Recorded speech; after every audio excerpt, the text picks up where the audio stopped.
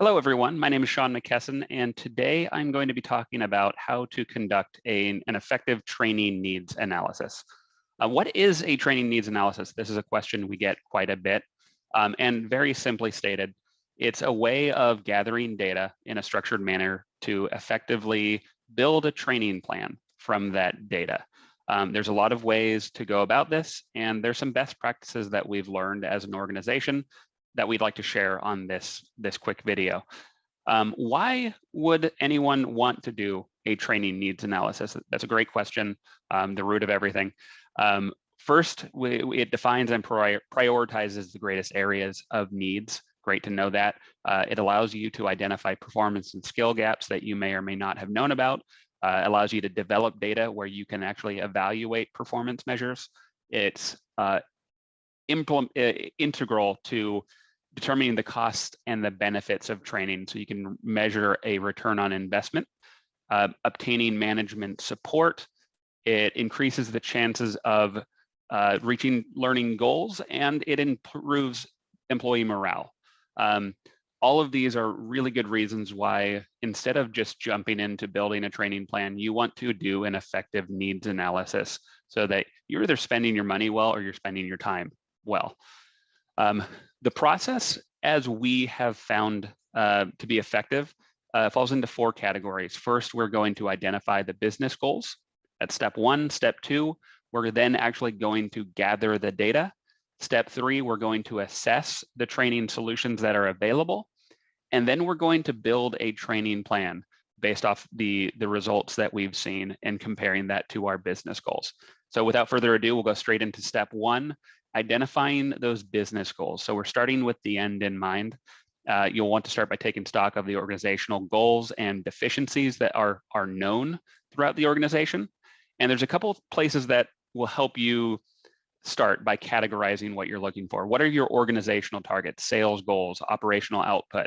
What are your department-specific goals? If you have a manufacturing department or you have an operations staff that has a certain service level agreement, or outside influences, whether it be compliance standards, legal things that are going to be coming down the pipe. So these things are really good ways to identify what are those goals that you were trying to achieve, and then is there a challenge or opportunity that may be solved with training in any of these areas? This will help us identify what opportunities we really will have for training. There's a great model out there, the KSA model, and what this means is if one of those challenges comes down to knowledge, skills, or attitude gaps, then training is the correct solution. If it's not one of these three things, training may not be the single solution here. It may be a process issue. It might be a product issue. But if it's knowledge, skills, or attitudes, then we can change that with training. So with that in mind, now we want to gather the data. We're going to step two. We're going to understand those goals of the organization or the departments, and then we're going to find out what we actually need to deliver. And we want to do this with an open mind.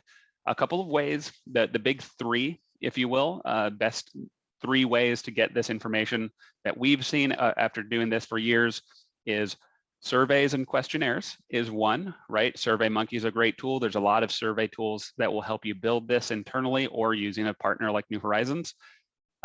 Second is leadership and management interviews, going to that middle level of the organization or top of the organization and seeing what the perspective is from those leadership roles.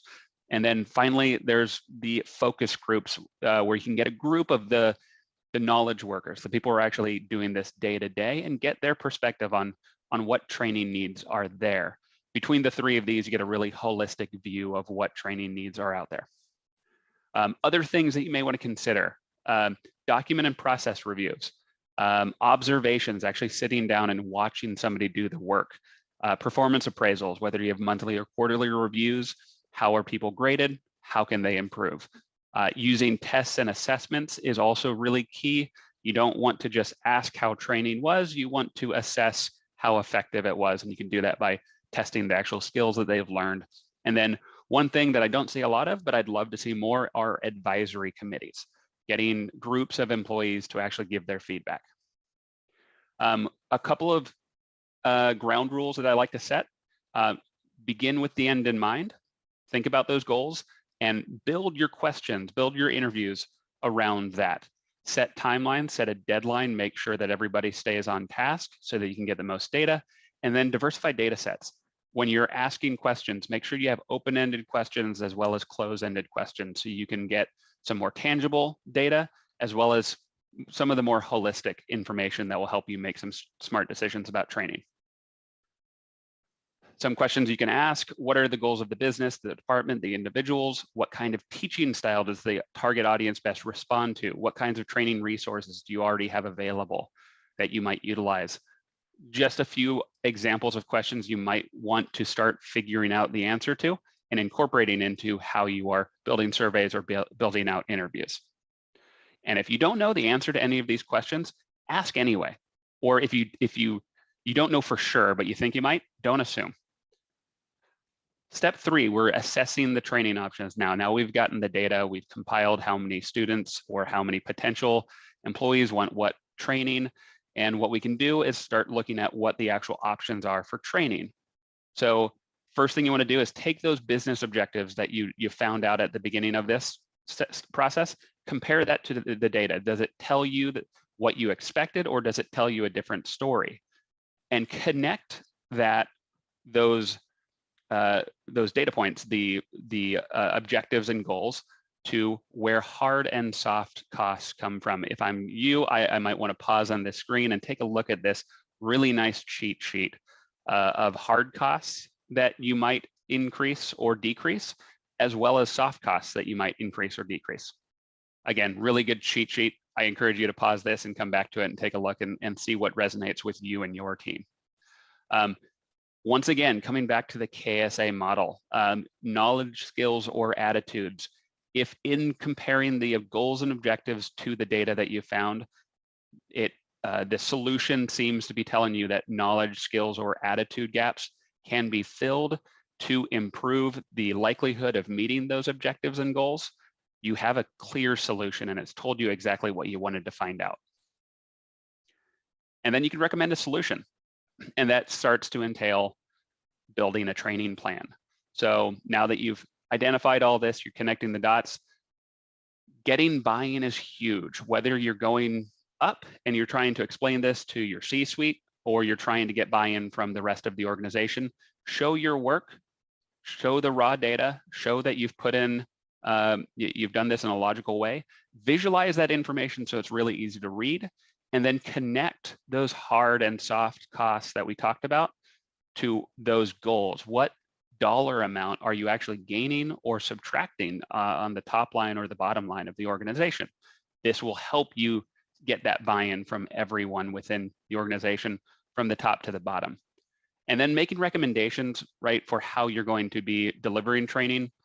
Think about all those things that you've discovered, but you'll be recommending training delivery methods, how people are going to be trained, the personnel that's going to be delivering the training, internal or external, technology trends, learning gaps, deficiencies that you've found, regulatory requirements that you need to address, whether it be compliance, sexual harassment, anti-harassment, things like that.